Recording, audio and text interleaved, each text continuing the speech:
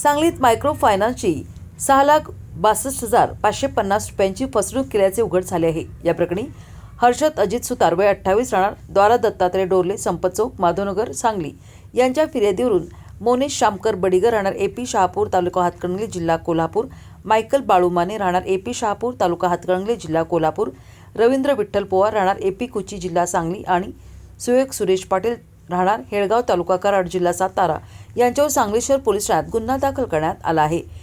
फिर्यादी Bharat financial inclusion limited या micro फायनान्समध्ये ब्रांच मॅनेजर म्हणून काम करतात। त्यांचे कार्यालय आकाशवाणी केंद्र सुभाषनगर गल्ली नंबर 2 माऊली बिल्डिंग सांगली येथे आहे। या मायक्रो फायनान्समध्ये चौघे संशयित महिलांचे हप्ते गोळा करण्याचे काम करत होते। त्यांनी 57 महिलांचे 1 जुलै 2024 ते 31 मार्च 2025 अखेर दर आठवड्याला रोखीने हप्ते गोळा केले।